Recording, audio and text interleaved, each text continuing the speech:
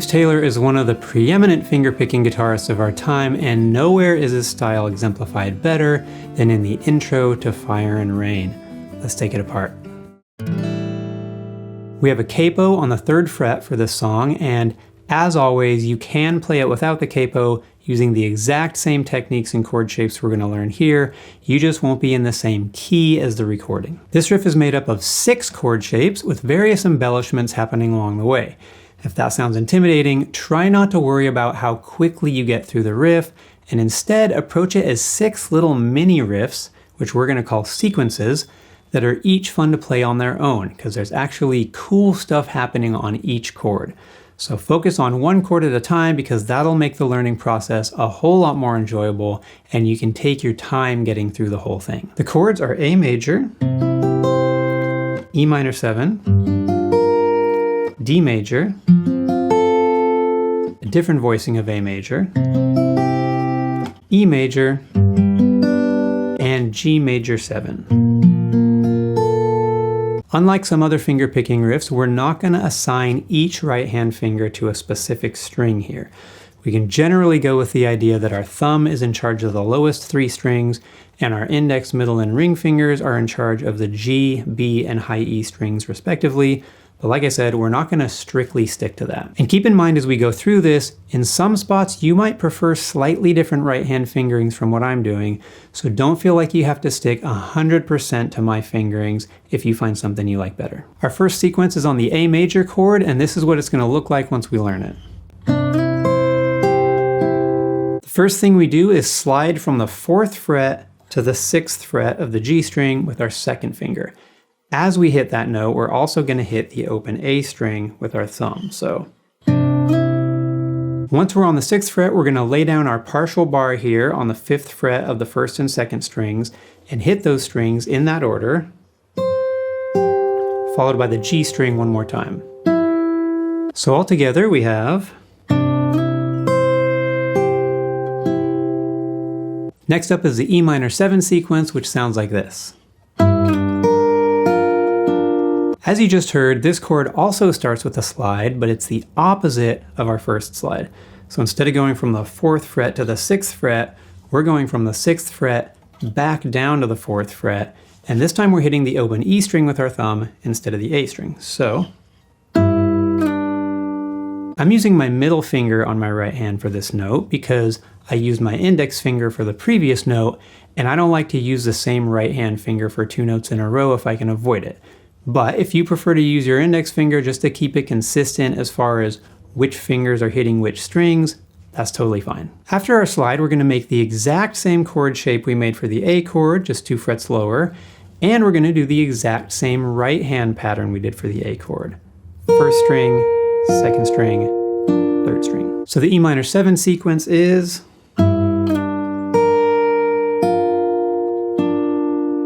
Next we move to our D major sequence, which is going to sound like this. So first we're hitting the open D string with our thumb, and then right after that plucking all 3 high strings on this D sus2 shape with the high E string open, then hammering onto the 2nd fret of the high E string to get our normal D major chord. Then we pick up our 2nd finger again and go back to the D sus2 shape, hitting just the top 2 strings this time, followed by another hammer on, back to the D major. And then the last thing to be aware of on this D chord is that as we do that 2nd hammer on, as our 2nd finger is coming down onto the string, we're also hitting the G string with our index finger on our right hand. So it's actually... So the whole D major sequence looks like this. Now we move to our 2nd A major chord, and that's going to sound like this.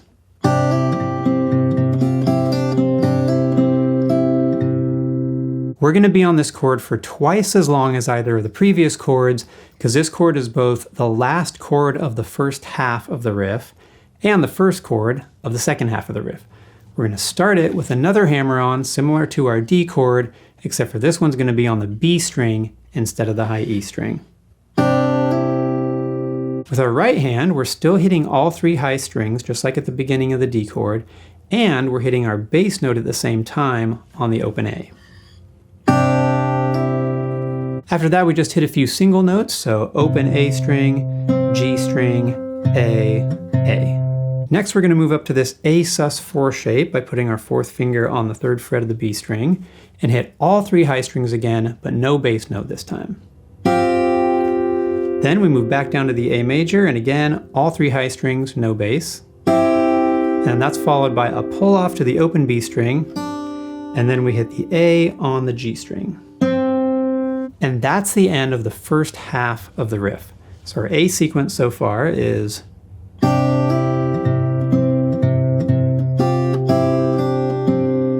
as I mentioned earlier, the second half of the riff starts with us still on the A chord, and we're doing another hammer-on from the open B string to the second fret. This time with our right hand, we're not hitting the G string, so it's just A string, B string, and high E string. And the last thing we do on this A chord is just go G string, then B string, then A string. So starting from the beginning of the second half of the riff, which is also the second half of our A sequence, we have, in the entire A sequence,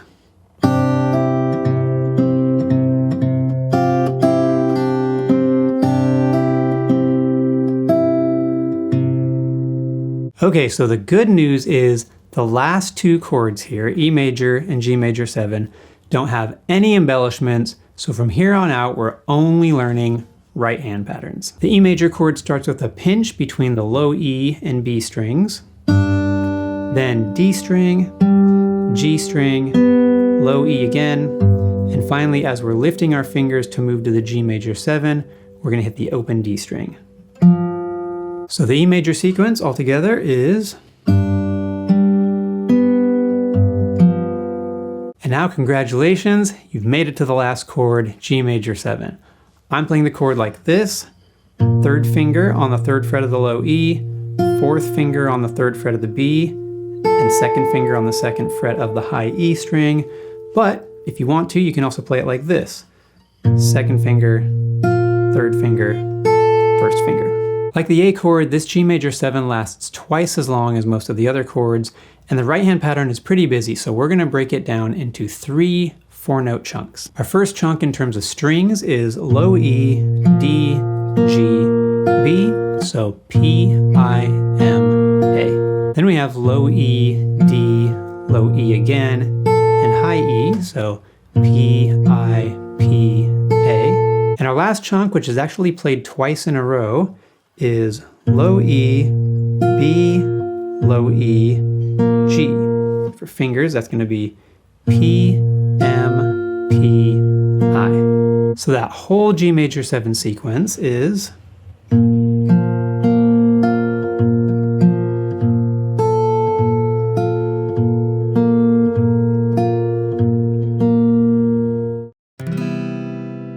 alright, rather than walk you through the rhythm for the whole riff, I'm just going to play through it while counting so you can hear how everything lines up.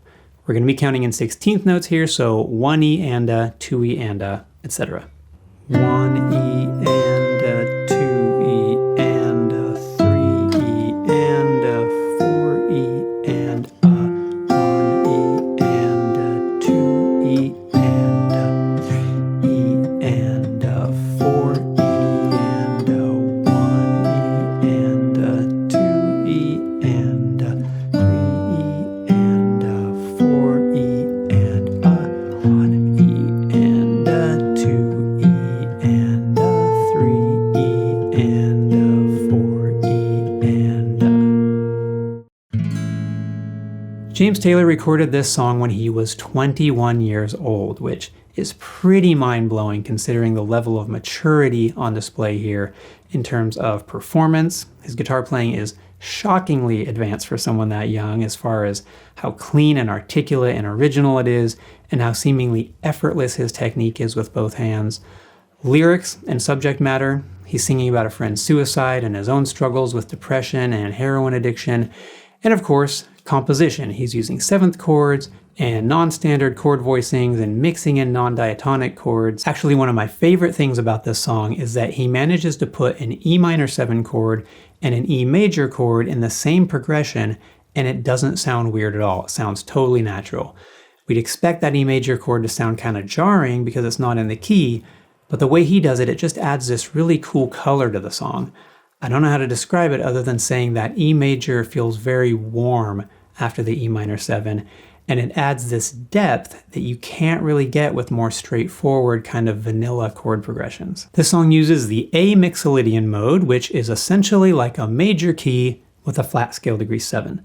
That means our A chords are 1s, E minor 7 is a 5, D major is a 4, E major is a major 5, which is non-diatonic, meaning it's not part of the key, and G major 7 is a 7. Our first A major chord is voiced A, C sharp, E, A, which gives us the voicing of root, 3rd, 5th, root. The E minor 7 is E, B, D, G, so our voicing here is root, 5th, 7th, 3rd. For the D major, we have D, A, D, F sharp, which gives us a voicing root, 5th, root, 3rd. The second A major chord is A, another A, C sharp, and E, which gives us a voicing root, root, 3rd, 5th. The E major is E, E, G sharp, and B,